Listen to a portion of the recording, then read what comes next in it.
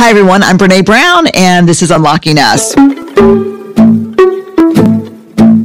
Welcome back to part 2 of the 2-part special crossover episodes from James Clear.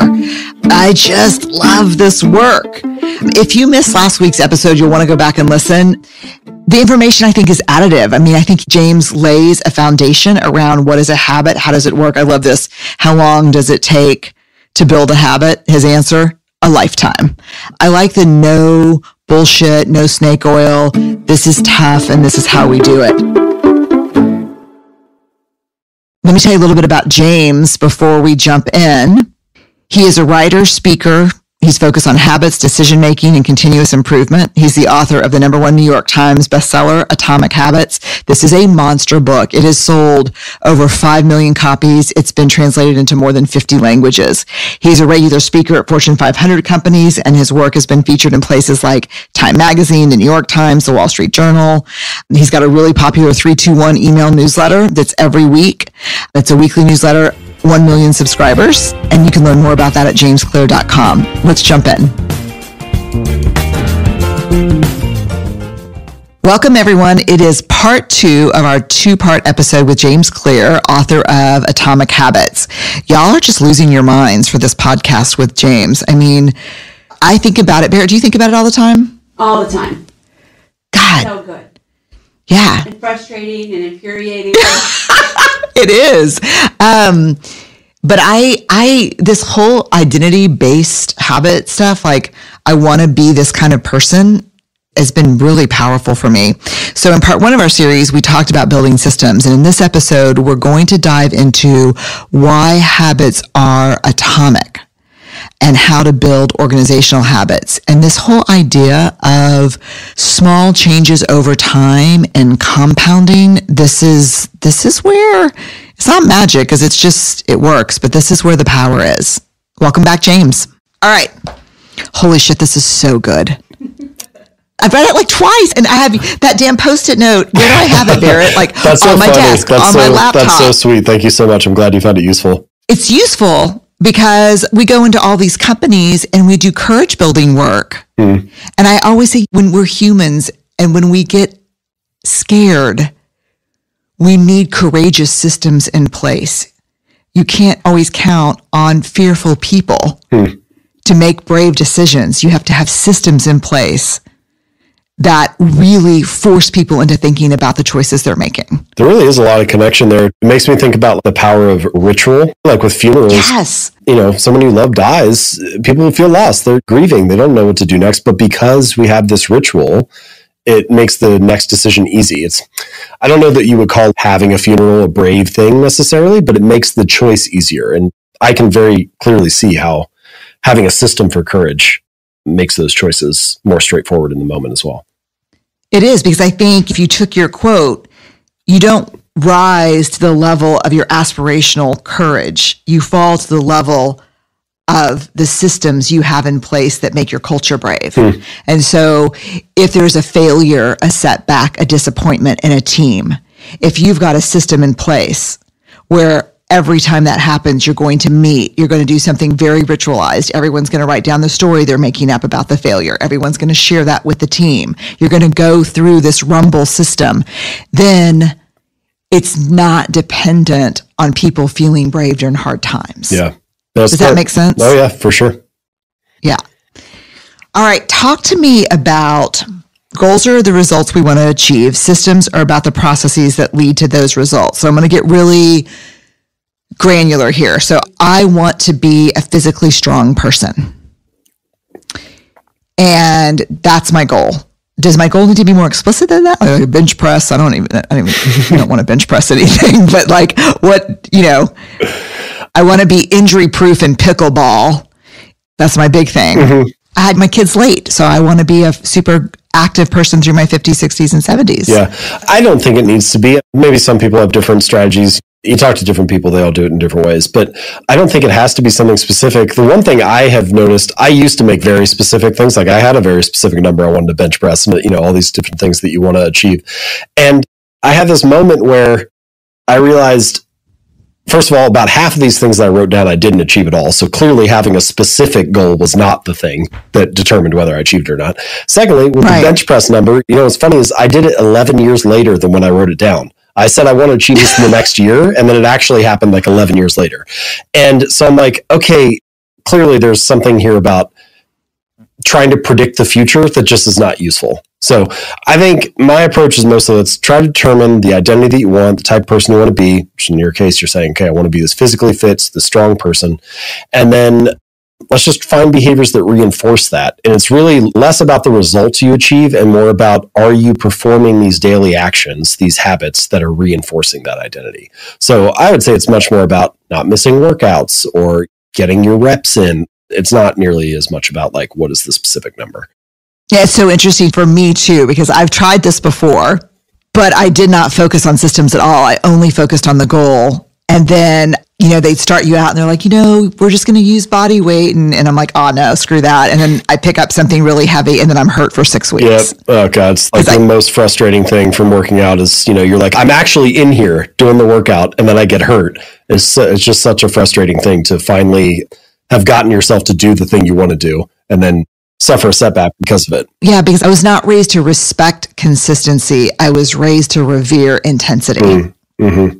It's partially just a consequence of growing up in society too. The results of success are highly visible and always shared, especially with social media and whatnot. Like you're just constantly seeing the highlights and the outcomes of things.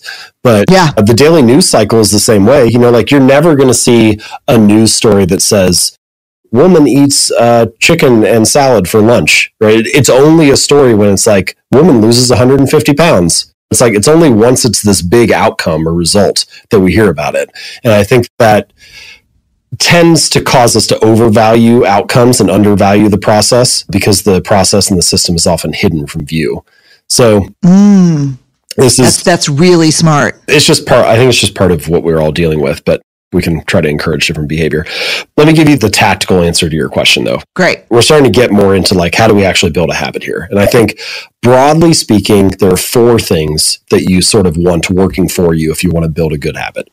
So the first thing is you want the cues of your habits, the things that catch your attention, the stuff that gets you started or that prompts the behavior. You want those things to be as obvious as possible. The second thing is you want the habit to be attractive. So you want to make it attractive. The more attractive or appealing a habit is, the more excited you feel to do it, the more motivated you are, the more likely you are to follow through. The third thing is you want to make it easy. Make it easy, convenient, frictionless, simple. The more simple a habit is to do, the more likely it is to be performed. And then the fourth thing is you want to make it satisfying. And these are the 4 steps that in Atomic Habits, I call them the 4 laws of behavior change. So make it obvious, make it attractive, make it easy, make it satisfying. Now, you don't always need all 4. It's just that they're kind of like levers, and you can sort of pull each lever when it makes sense for a given habit. And the more of them that you have working for you, the more likely it is that a good behavior will occur.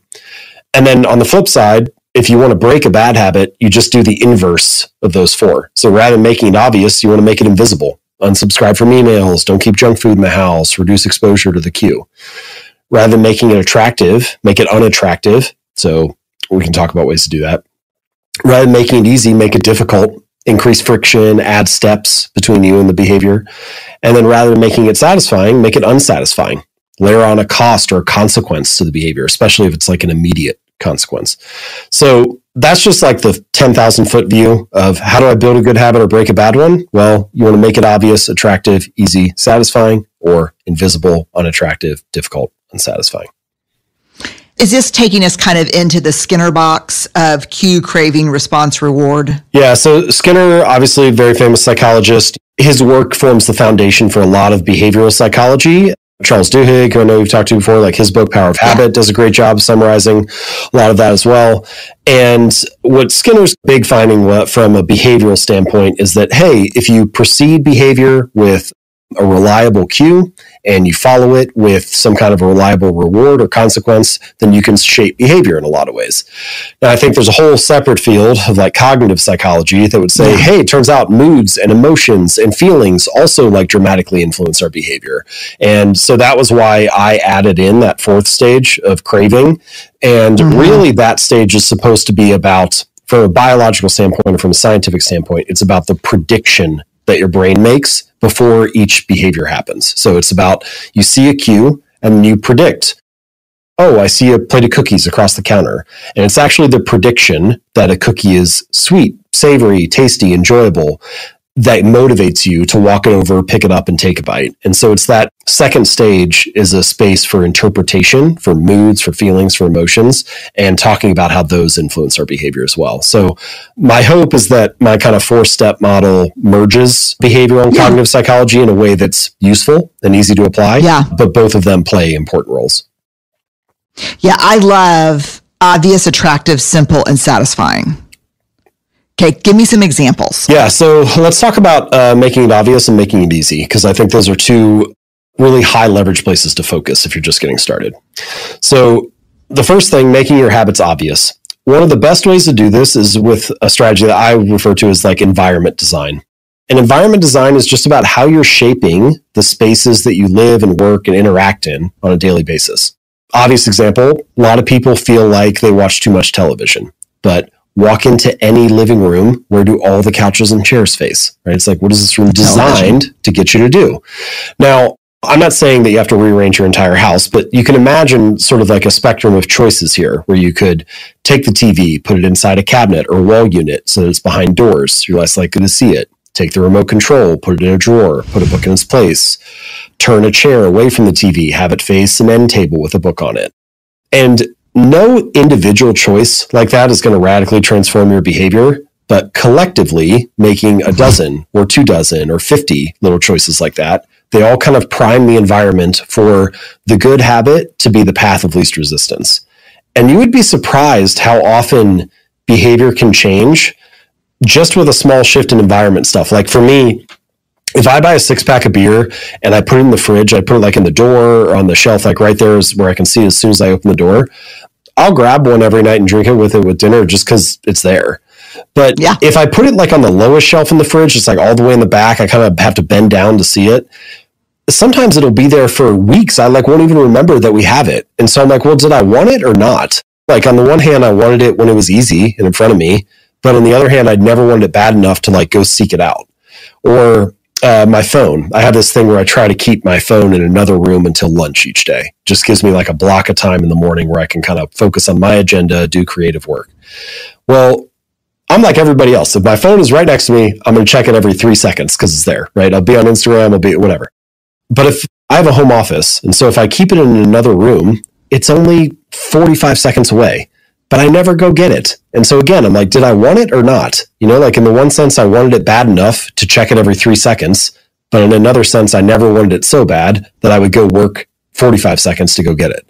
And there are many behaviors that are like this that will curtail themselves sort of to the desired degree if you just tweak the environment a little bit. It's funny to say that about television because we have 2 chairs facing a couch instead of everything facing toward the television. And when my daughter was home, maybe, I don't know, 2 or 3 months ago, we all sat down to decide what do we want to watch for TV. We're going to binge a show together, the family. So me, my husband, my 2 kids. And we ended up talking for like 2.5 hours and then going to bed because we just sat down You're all and looking then we at just each other. started talking. And we're all looking at each other and we just started talking. And then I was like, okay, do we want to watch something? Y'all want to move the chairs? And they're like, no. And then we just kept talking. And then it was like bedtime. But it would have never happened that way had we not started in chairs facing each other. It's interesting to think like, here's another question I like. What does this space encourage? Oh God, yeah. And so if you can just design your spaces to encourage good habits or encourage the productive behavior or encourage the identity that you're trying to reinforce, then you often find that like it's much easier to slide into those habits and actions. So I think that's a good example of making it obvious. So with strength training, I mean, don't think that I'm not going to work my own goal here because we just have to, With strength training, does that mean like laying out my workout clothes before I go to bed? What does that mean? Yeah, it could be. I don't know what your setup is. I know for me, so I also, strength training is like a big part of what I do each week. And one of the biggest shifts for me, especially once, I had kids and things started getting busy, is creating a workout space at home. And so this corner of my basement like has become the workout corner. And the biggest difference was buying the gear and having it there. And like now I have like no excuse. And so in that sense, that space is always set up to encourage strength training, right? Like I have a space where this habit lives. And this is actually, there are quite a few studies on this that show that it's easier to build a new habit in a new environment than to try to overpower one of your old environments. And so take, for example, like let's say that you want to start a new habit of, say you want to start journaling or something. And you're like, all right, I'm going to journal after work each day. I'll do it like at 7 p.m. in the living room. Well, if right now 7 p.m. in your living room is the space where you usually watch Netflix, then when you sit down there, even without even thinking about it consciously, you're sort of subconsciously pulled toward picking up the remote and turning on Netflix because that's what usually happens in that context. And so in many cases, it might be more effective to, it doesn't always have to be a totally new room. It could just be like, let's say you get a chair and you put it in the corner and that becomes the journaling chair. And it's the space, it's the context where that habit always happens right there and you do it in the same way each time. So having a space that is set up to encourage that behavior, I think is one big thing. Now, that's a fairly new development for me to have a little workout space at home. For a long time, I used to go to the gym. And in that case, the big thing was just making sure that I had a block of time in my day where it always happened the same way. So there are a variety of different strategies, but what does this space encourage, I think, gets at the core of it. Great question. Okay.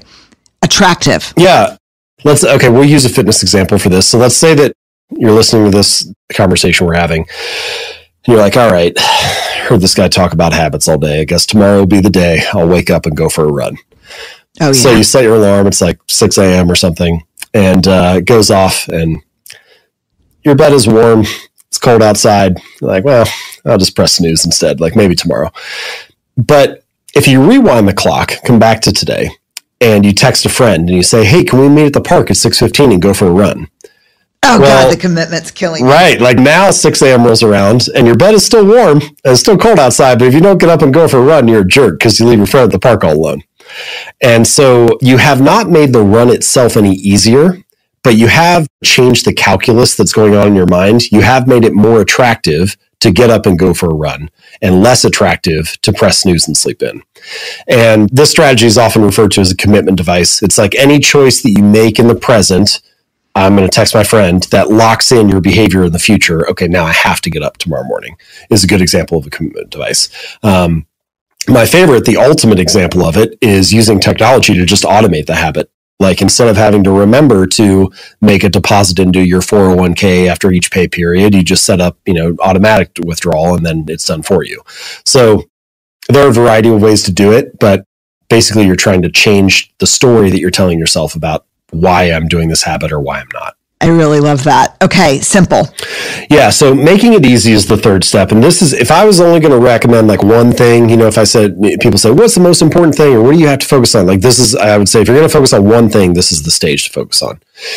And I had this reader, his name's Mitch. I mentioned him in Atomic Habits. He lost over 100 pounds. He's kept it off for more than a decade. And he had this like crazy little rule, this funny little thing that he would do when he first started going to the gym, which is, he wouldn't go to the gym for longer than 5 minutes. So he would get in the car, drive to the gym, get out, do half an exercise, get back in the car, drive home. And it sounds ridiculous, right? It sounds like silly. You're like, obviously this is not going to get the guy the results that he wants. But if you take a step back, what you realize is that he was mastering the art of showing up, right? He was becoming the type of person that went to the gym 4 days a week, even if it was only for 5 minutes. And I think that this is kind of the deeper truth behind this that people often overlook, which is a habit must be established before it can be improved, right? It has to become the standard in your life before you can optimize it and scale it up into something more. But for whatever reason, I don't know why we do this, but like we get really all or nothing about our habits. People are so focused on finding the perfect business idea, the best workout program, the ideal diet plan. We're like so focused on optimizing that we don't give ourselves permission to show up, even if it's in a smaller way. We don't give ourselves permission to do less than we had hoped, even if it was more consistent. So my little strategy for this is what I call the 2-minute rule. And the 2-minute rule just says, take whatever habit you're trying to build and scale it down to something that takes 2 minutes or less to do. So read 30 books a year becomes read 1 page, or do yoga 4 days a week becomes take out my yoga mat. And It sounds silly at first. People are like, okay, buddy, I know I'm not really trying to just take my yoga mat out. I know I'm actually trying to do the workout. But I think that story about Mitch and only going for 5 minutes and kind of like becoming the type of person who shows up consistently, it gets at this deeper truth. It reminds me of, there's this great quote from Ed Lattimore where he says, the heaviest weight at the gym is the front door. And oh my God, there's a lot of things in life that are like that. Where like the hardest part is getting started. The hardest part is mastering the art of showing up. And the 2-minute rule helps encourage that. Get out of this perfectionist mindset. Stop worrying about theorizing, coming up with the perfect strategy.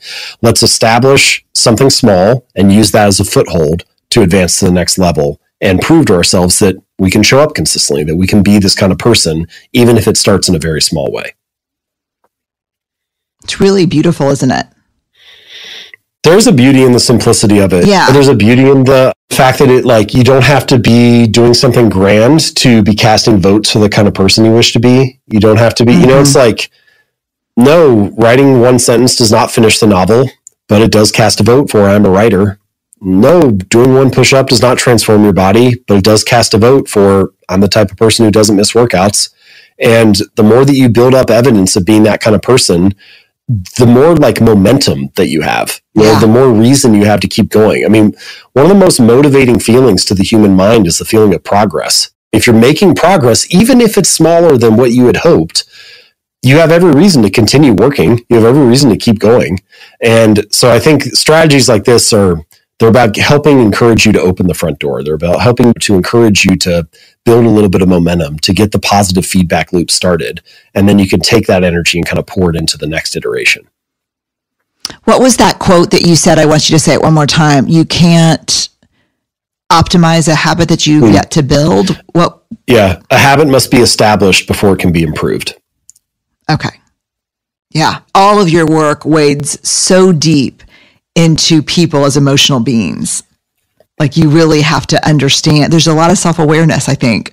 Like Mitch sounds nuts, but it's so embracing of who we are as humans. It's really smart. Self-awareness is a huge part of it. I think it's very astute of you to recognize that. In a lot of ways, like, the process of behavior change starts with self-awareness. Now, it's kind of funny. There's this story, this narrative that it's really hard to change your habits. It's really hard to change your behavior. Now, in reality, changing your behavior is something that we are doing all the time. It's one of the easiest things for a human to do. It's one of the things that your brain is optimized to do. We change based on the room we're in, based on the people we're around, based on the context that we're experiencing. If your brain was not able to make changes based on the environment or the situation, it'd be very hard to survive. But most of those changes, and this is where the tricky part comes in, are simply reactions to the external environment, to what's around you. What we're talking about is consciously changing your behavior, intentionally choosing to be something else or go after a new goal or to develop a new story and so on. And if you want to be in control of the process of changing, if you want to design your behavior in a way that serves you, then I think you need self-awareness, because otherwise you're just reacting and responding. And so self-awareness is a really crucial part of that process. It reminds me a lot of the article, I think I read the article first and I got the book of Change or Die. Have you read that? No, I haven't read the book.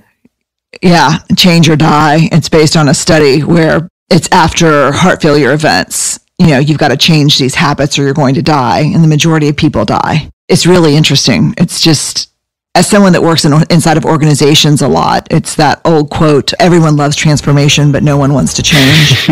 Yeah, I do think it takes a lot of self-awareness.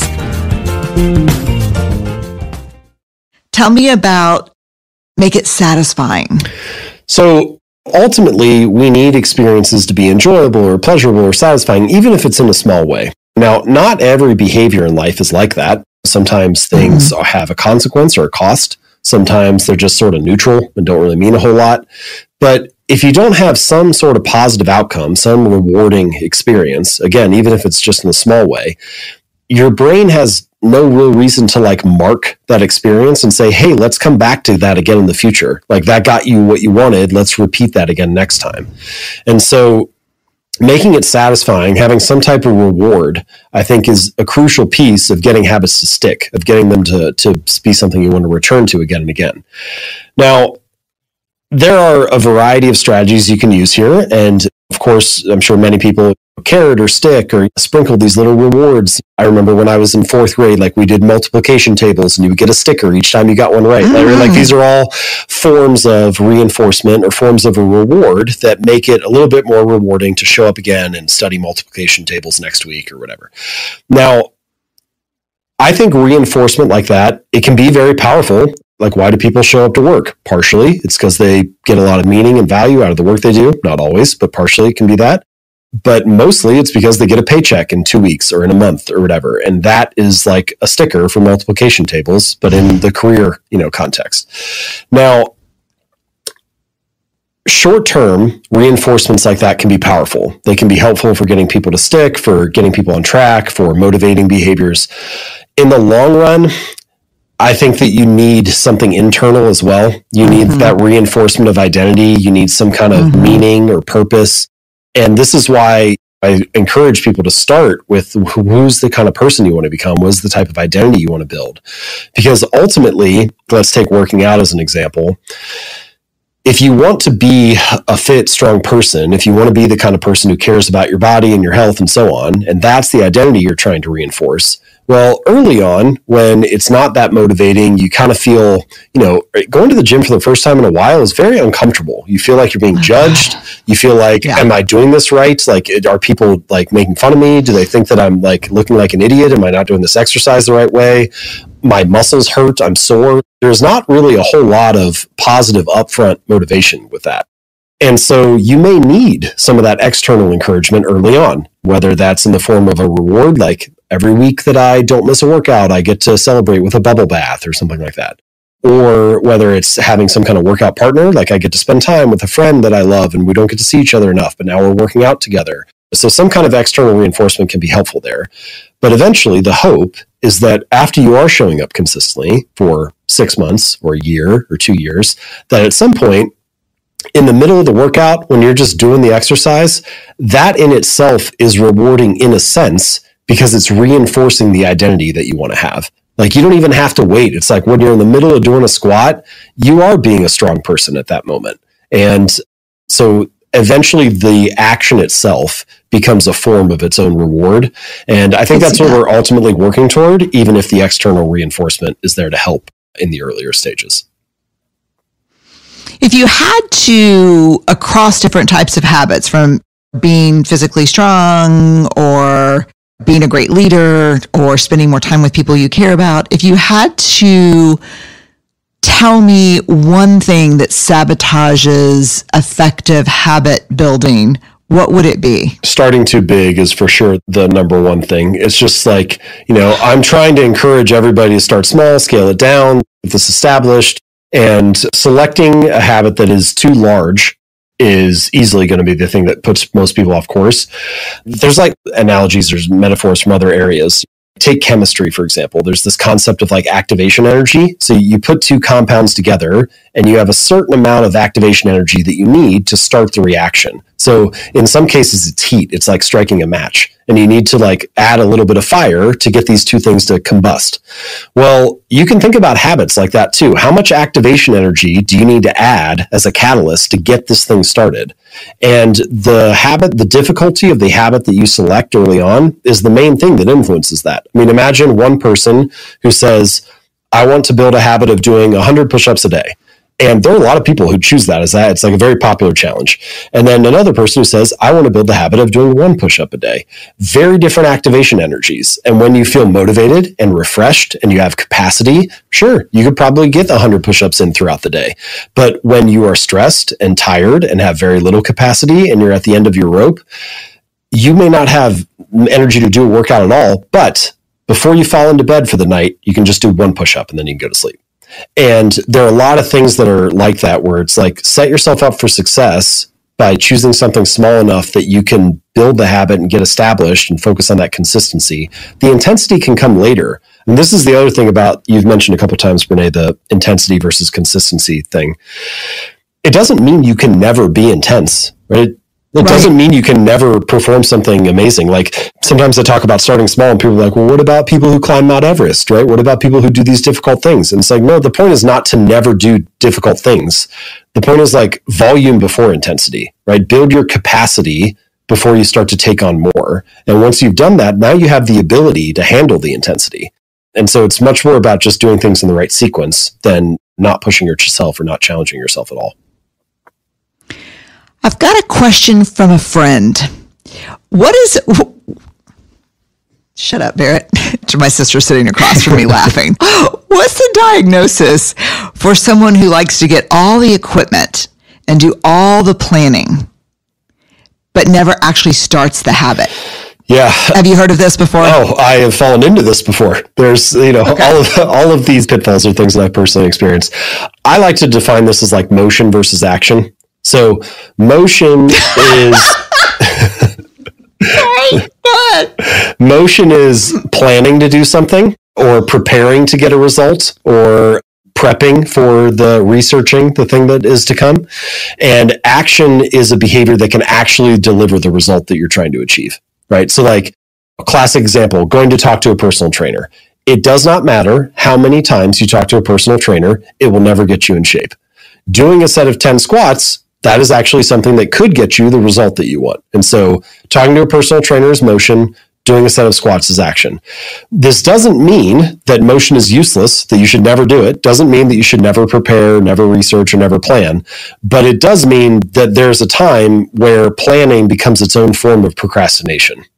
And I think that a lot of the time we fall into that, right? It's the reason that we like motion is that because we can tell ourselves a story that I'm making progress, that I'm doing something, that I'm moving forward, right? You can tell yourselves the story of like, he's so rude. Look, my sister and I are like hating on you right now. Go ahead.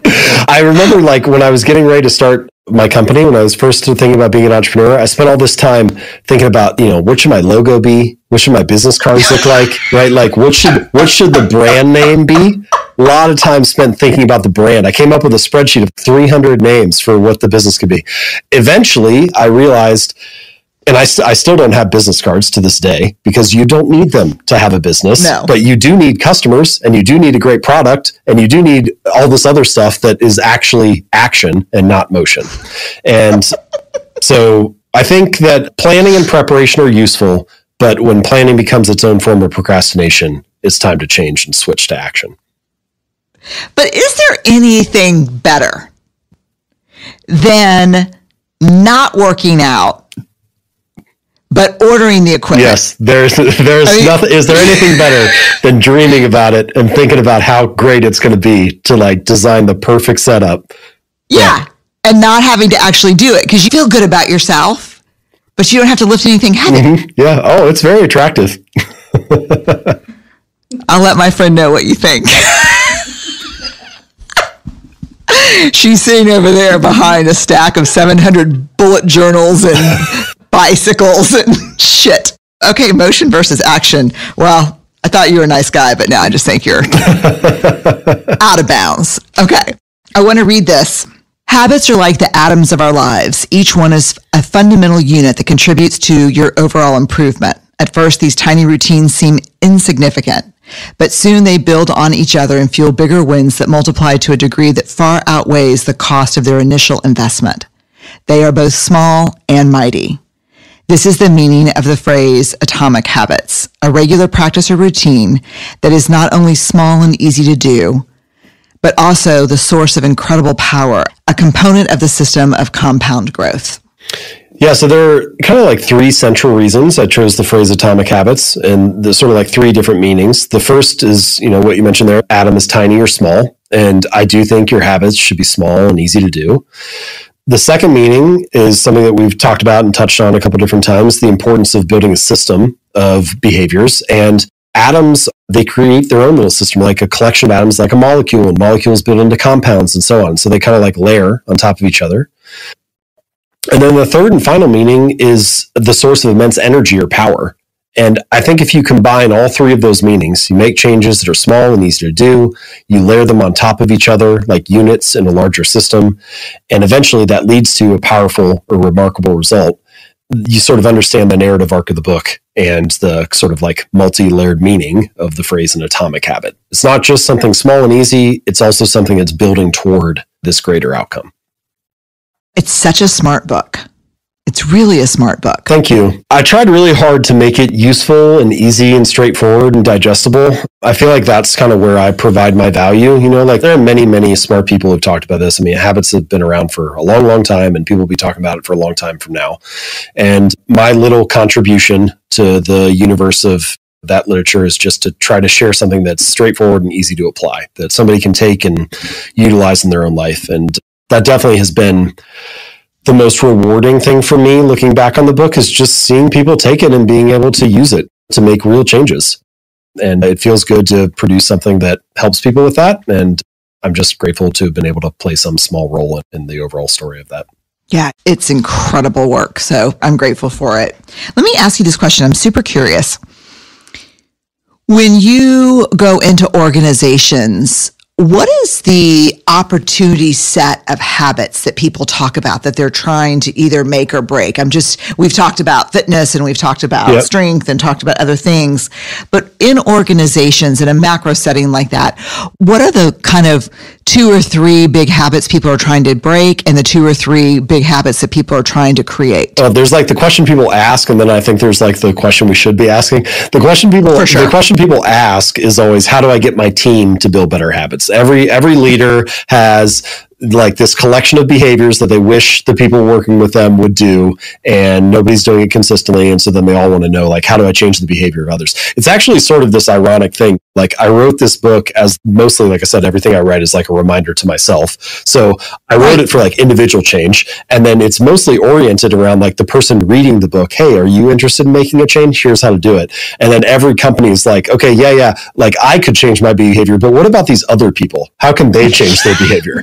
Oh my God, it's so true, right? Yeah. We need our people to be braver. Yeah. That's what they tell me. Fine. I'm brave enough, but they really could benefit from this. Yeah. So that's the question that gets asked a lot. I think what I always come back to, it's like everybody knows what the answer is, but nobody wants to hear it. I love that phrase: narrow the focus, up the quality, increase the speed. So it's like every organization needs to narrow their focus. Stop doing so much. Do less. Make sure that you're very clear about what the priorities are. Trim stuff away. Increase the quality. Once you've decided on the few things that truly matter, let's do those to an exceptional degree. Let's try to be the very best we can in a limited number of areas. And then, once we are doing great work on a small number of things, let's increase the speed. Let's ship faster or produce more or whatever. And I think those 3 things, they're pretty simple, but they can take you a long way if you take them seriously. Oh, yeah. I think, Jim Collins, if you have more than 3 priorities, you have none, was like a real life changer. It is. Narrow the focus. I love that. I think Greg McKeown, who wrote Essentialism, he's got that story in his book about how the word priority was singular, but we have now made it plural. Like it was never, the word priorities was not a thing. It was just the priority. But now we've been like, well, there can be 5 or 6 or whatever, Yeah, our list of 30 priorities right, exactly. are as follows. Yeah. This is just a to-do list now. This is not a priority list. Yeah. And, yes, I get it. And guilty is charged or is not charged. Okay. You ready for rapid fire? Let's do it. Okay. Fill in the blank for me. Vulnerability is the acceptance of imperfection. Beautiful. I guess another way you could say it is vulnerability is the willingness to be flexible. If you need things to be a certain way, if you need the story of who you are, what you're doing to be a certain way, then you're actually kind of brittle because it can't be anything else. And so you start doing all this stuff to hide the other ways that the story can play out. And if you're willing to be flexible with the story, if you're okay with it, what I say the first time, vulnerability is the acceptance of imperfection. If you can accept the story to be imperfect, then you are in a position where you can be vulnerable. It doesn't matter if the story has flaws or, messy parts. But if you're not willing to be flexible, if you can't accept the imperfection, then it has to be a certain way. And that thus prevents you from being vulnerable. God, that's so beautiful and so true. Yeah. The brokenness doesn't come from vulnerability. It comes from the brittleness. Yeah. What is something that people often get wrong about you? Well, first they just think because I wrote a book about habits, I have amazing habits, which definitely is not correct. Like I said, I struggle with all the same stuff. The other funny thing is, not everybody does this, but occasionally after talks or whatever, I'll get this. It basically is like are you judging other people for their habits is kind of I think people like are worried about talking to me about habits because they think I'm going to be judging them about it. And my response is, no, I don't care. Like I'm not here to judge. Like I have zero interest in it. Like sometimes people ask my wife that too. Like, oh, is he like really, and I'm like, that, can you imagine a worse recipe for a happy marriage? Yeah. Nagging you about your habits all the time. That's terrible. So I have zero interest in that. I think that's something that often comes up. I can see it. What's one piece of leadership advice that you've been given that's so remarkable you should share it with us, or so shitty that you need to warn us? I guess I'll go on the remarkable side. One of the best things that I was told when I was starting out with my career is try things until something comes easily. And I think there are two parts of that. Very simple.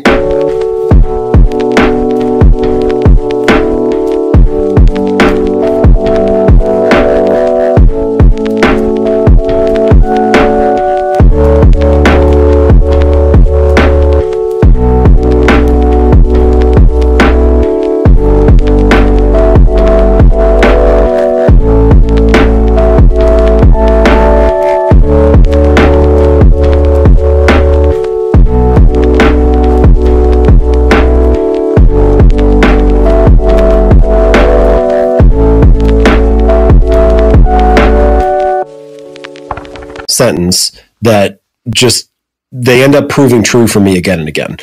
The first, trying things, life requires trial and error, and nobody has all the answers, especially if you're entrepreneurial or trying a new venture or starting some project that hasn't been done before.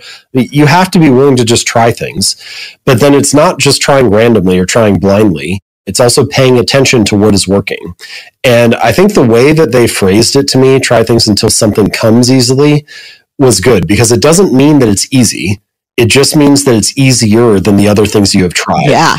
And I think that helps reveal where your particular strengths are or what is working in your particular context. Because really your strengths are not, it doesn't mean like, oh, my strength is, stuff that like is effortless for me. It's like in many cases, actually, the thing that is your strength is still very challenging. It requires a lot of struggle and effort, but it's just that you can handle the pain of it better than most people. It comes easier to you than other things may. And so, like writing a book, I feel like is like that. Like writing a book is not easy at all for me, but Brene, you've been through this how many times? 6, 7, 8 times now? Like, there's so many times that you've gone through this process again, and each one is brutal in its own way, but you can handle the delayed gratification of it. Like, writing a book is like one of the most delayed gratification things. You spend like years researching and writing it and editing and revising it. Then you do like your promotion and launch. You do all the interviews and everything. All of this happens before you even sell a single copy. You haven't even gotten to launch day yet. And then finally, once you get to launch day, then it's all fun. Then you're just selling a bunch of copies and things are going well and people are telling you how much they're enjoying it. And then you're like, oh, maybe I should do another one, because you forget about how painful the 3 or 4 years before that were. But anyway, the point that I'm getting to is try things until something comes easily. I think that encourages you to experiment, and it encourages you to pay attention to what is working for you, even if it doesn't feel easy in the moment. Yeah, and it normalizes that shit's hard. Oh, yeah. We all want it to be easy, but how could you reasonably expect to have an exceptional result in any field where you're competing with other people who are also very smart and working hard without it being a great effort on your end as well? Yeah, I hear that a lot about speaking. Well, it comes really easily to you. No, it doesn't come easily. I'm very practiced and I put a shit ton of effort into it. And I've had enough failures that I know that I can still get back up. That's the difference. I think it's interesting. What's your best leadership quality? Oh, best. Well, let me give you 2 or 3 little things that I believe as a leader. So the first is, I think to be a good leader, you have to be a good teammate. Like that's like the first thing. Like leadership is more about being a good team member than it is about, I don't know, some other thing that like puts you above the team. Secondly, I think it's crucial to never ask people to do something that you would not be willing to do yourself. Now, that doesn't mean that you are going to do it, because as the leader, maybe you don't have time, or maybe there are different priorities, or your role in the team is something different, but it should be something that you should be willing to do. I mean, how ridiculous or unethical would it be to ask your team to do something that like you would not put your own reputation on the line for that kind of action? So I guess we could call that symmetry. There needs to be some balance there. And then probably the third thing I would say is competence. Like, I remember hearing this about a variety of other leaders, some of them athletes, some of them business people. But when you hear stories about people who are very good, they're very competent, their team trusts them more because they know that they're not dealing with somebody who's like out of their depth. And that doesn't mean that you need to be an expert on everything that's happening in the business, but it's a lot easier to gain people's trust when they feel like they are dealing with someone who has that expertise as well. So I think competence, symmetry, and being a good teammate are probably three like crucial things. What's the hard leadership lesson that the universe just keeps putting in front of you that you just keep having to work on? I wish y'all could see him grinning. Do less, delegate more. Like that's probably I'm just terrible at delegating. And I think every time I learn the lesson, I get to relearn it whenever we do a new project. Cause then I'm like, oh, well, for this project though, like I know last time we had to divide it up and that was like, that made sense. And that ultimately we got it done. But this time I think I could probably do it. Or like the different version of that is also giving myself more time to do things, which I just, books. Oh, God. When I was writing Atomic Habits, at one point in the process, I told my wife, it's like, I just need like 2 good weeks. I think they would be really surprised by how much progress I can make in 2 weeks. And like, I handed the book in like a year and a half later. But it's like, I mean, I don't know. I guess there's a healthy level of delusion there to some degree. It's like you think you can do things and that like motivates you to try. But there's definitely a fair bit of delusion too. Yeah. And there's a price for the delusion a little bit. Oh, yeah. Okay, what's one thing that you're really excited about right now? So what's got you pumped? Ohio State football. Can I say Ohio State football? So you can. I'm a huge Buckeye fan. So I just bought this cabin in the woods and I have been hosting author retreats pre-pandemic where I would get like a group of 6 or 8 authors together and we would hang out for 3 or 4 days and talk about writing books and building our businesses and stuff. And it was always a ton of fun. And I haven't done it for the last year and a half because of the pandemic and everything. So now I have this space where I'm excited to do that and host everybody and just kind of start doing those again. So I'm really excited about that. I get almost all of my work, I'm looking at a screen, right? I'm writing books, I'm sharing stuff on Instagram or whatever. Like everything is focused digitally. And this is like the one work related thing that I do that is so in person and high connection. And it just brings me a lot of joy and meaning. And like without fail, it's one of the best weekends of my year. And so, hosting those is something I'm really excited about. It's a really different kind of connection. It's so important. Okay, we asked you for your 5 songs you can't live without, so we can make a mini mixtape for Spotify. Let me tell you what you gave us. Superstition by Stevie Wonder, Road Outside Columbus by OAR, Wagon Wheel by Old Crow Medicine Show, so good, Whatever It Is by Zac Brown Band, and Headline by Drake. In one sentence, what does this mini mixtape say about you? I knew you were going to ask this one because you said it before. So I said, Ohio boy likes to party. And my wife said, definitely do not say that. So that's what I'm saying. That's what I'm going with. It is so good. Ohio boy likes what? Let me just ask you this. Who was it that we interviewed from Ohio that was, Hanif Abdurraqib. Oh yeah. Hanif's in Columbus too. Yeah. He lives I don't know, 20 minutes away. What is the obsession with Ohio for you folks? I don't know. It's great. It's a great place to call home. It's, is it? Yeah, it is. And I'm proud to be here. I love being here. I mean, whatever. I can travel to New York anytime or go to LA or whatever. But yeah, I like it here a lot. Ohio's home. Yes, Ohio's home. Well, thank you so much for this. It was so helpful and you were so much fun to talk to. Let me ask, what's next? What are you taking on? Are you staying in habits? Or are you going somewhere else? Yeah, so I'm learning that painful leadership lesson of taking on too much. Yep. I signed a second book deal, so I'm working on that right now. Who knows how long that will take? We'll see. And I'm writing my newsletter each week, and we're thinking about launching a podcast, so that'll be an interesting experiment. So, we've got all kinds of new things cooking, and I'm excited about each of them. Well, we're hungry and we're waiting. We're here. That's great. Thank you so much, Brene. Hit us with some stuff. Thank you, James.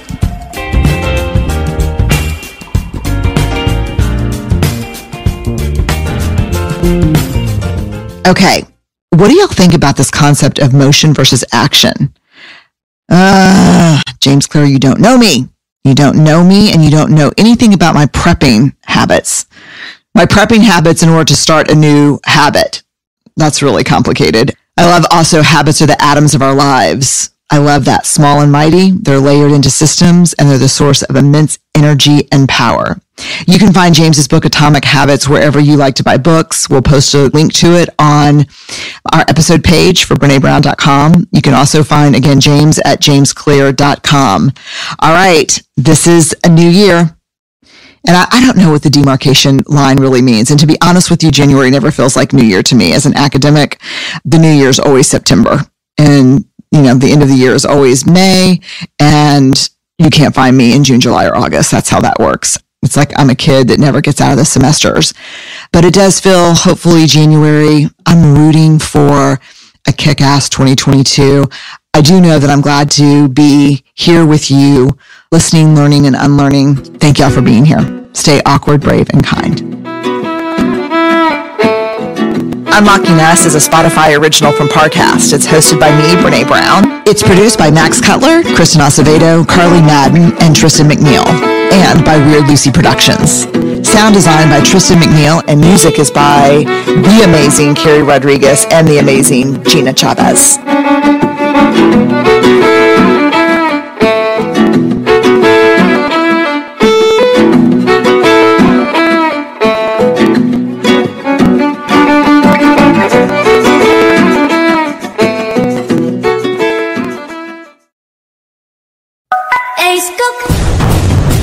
Xem ngay đêm nhạc Hảo Hảo Music Box. Mua Hảo Hảo để có cơ hội thưởng thức chế độ 360. Trao niềm hứng khởi, kết triệu yêu thương. Khám phá ngay tại mìahảo.vn. Này bạn ơi, nếu chưa ăn cơm thì đặt Bemin. Này bạn ơi, nếu cơm chưa ăn thì đặt Bemin. Này bạn ơi, ăn cơm chưa nhỉ? Lướt Bemin xem muốn ăn gì. Này bạn ơi, nếu chưa ăn cơm thì đặt Bemin. Này bạn ơi, nếu chưa ăn cơm thì đặt Bemin. Này bạn ơi, nếu cơm chưa ăn thì đặt Bemin. Này bạn ơi, ăn cơm chưa nhỉ? Lướt Bemin xem muốn ăn gì. Này bạn ơi, nếu chưa ăn cơm thì đặt Bemin.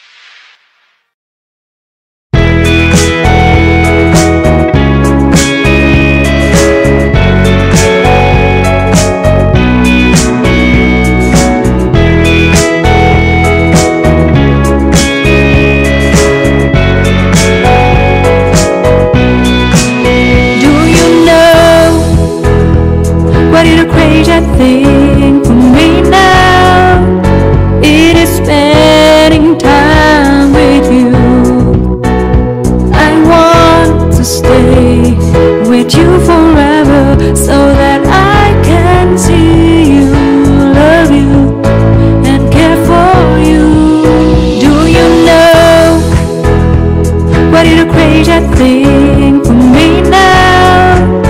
It is spending time with you. I want to stay with you forever so that I can see you, love you, and care for you. I feel magical when you are around me. I feel that there is a connection of the heart and soul. Your love gives me a fire that I can internally feel. Because they ask you are the light of my life, my love will never change.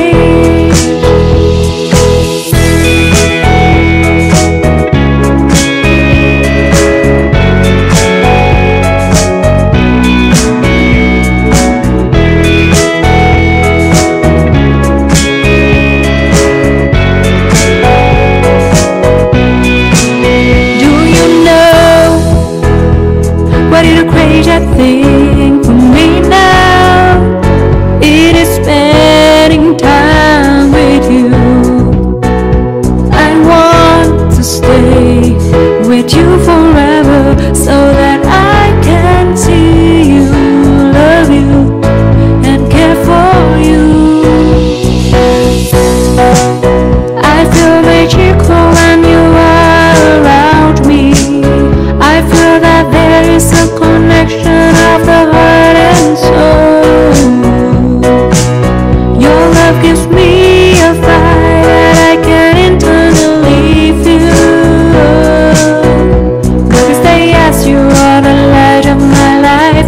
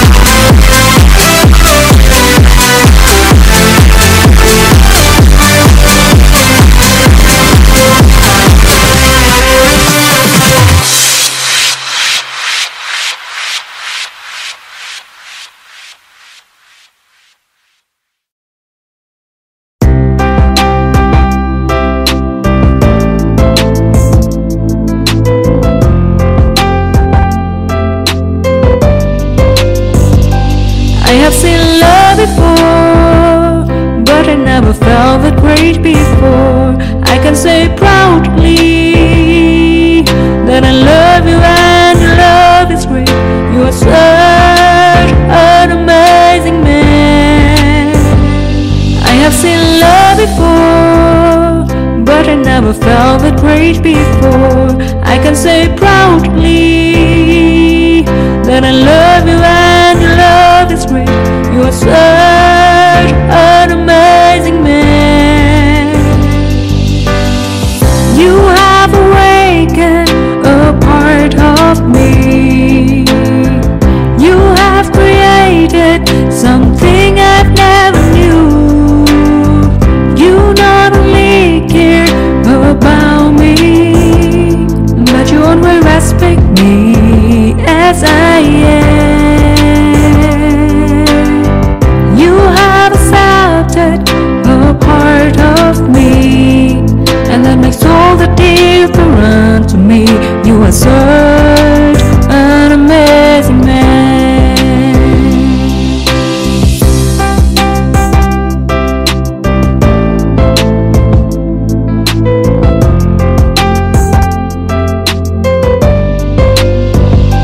I have seen love before, but I never felt that great before. I can say proudly that I love you and your love is great. You are such an amazing man. I have seen love before, but I never felt that great before. I can say proudly that I love you and your love is great. You are such an amazing man. You have awakened a part of me. You have created something I've never knew.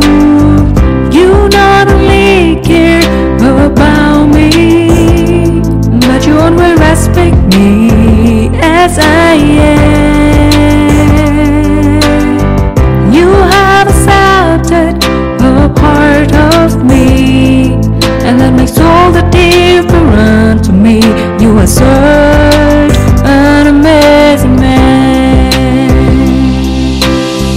You have awakened a part of me. You have created something I've never knew. You not only care about me, but you always respect me as I am. You have accepted a part of me, and that makes all the difference to me. You are such an amazing man.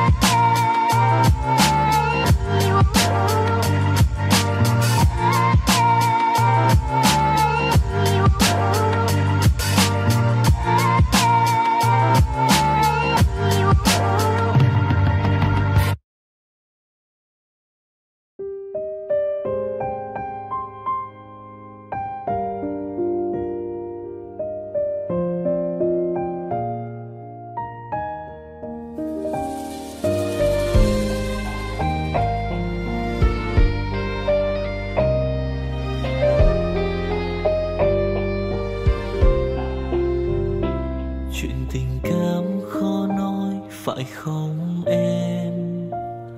Chuyện tình yêu đâu biết được ngày mai. Rồi hôm nay em bên ai, nhìn em khóc trên vai. Thôi hãy quên đi, về với em hiện tại. Anh còn nhớ về ngày ta còn đắm say. Anh vẫn nhớ về người bên anh khi ấy. Em đã quên rồi câu hứa yêu trọn đời. Em bỏ anh rồi, em vui tình nhân mới. Cuộc tình này đã khác rồi, mình kết thúc em ơi.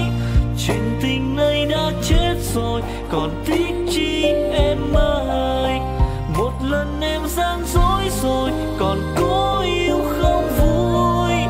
Một lần em đã phản bội, làm vết thương chưa nguôi. Thì anh vẫn sẽ mỉm cười, người khác làm em vui. Còn anh xin kết thúc và giữ chút đau thương thôi. Ở nơi xa luôn nhớ về một mối duyên tình phai. Đường em đi nay khác rồi, còn mỗi anh đơn côi. Đường em đi nay đã khác rồi, còn riêng anh mãi đứng đơn côi.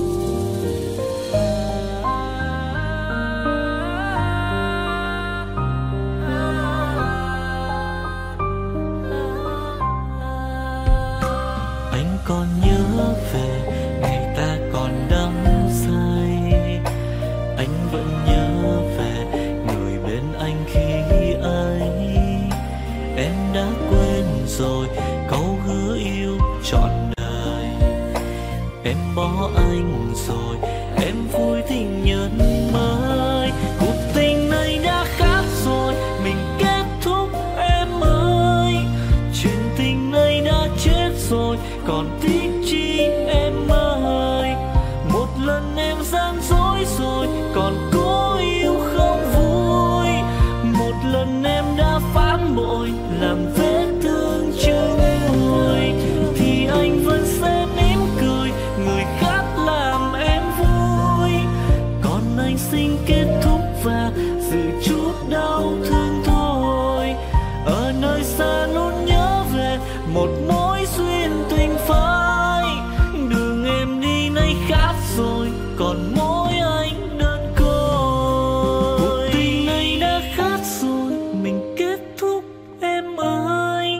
Chuyện tình này đã chết rồi, còn tiếc chi em ơi. Một lần em gian dối rồi, còn cố yêu đâu vui.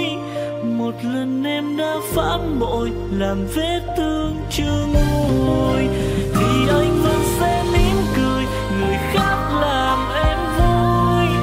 Còn anh xin kết thúc và giữ chút đau thương thôi.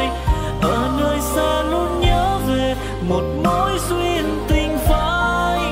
Đường em đi nay khác rồi, còn mỗi anh đơn côi. Ở nơi xa luôn nhớ về một mối duyên tình phai. Đường em đi nay khác rồi,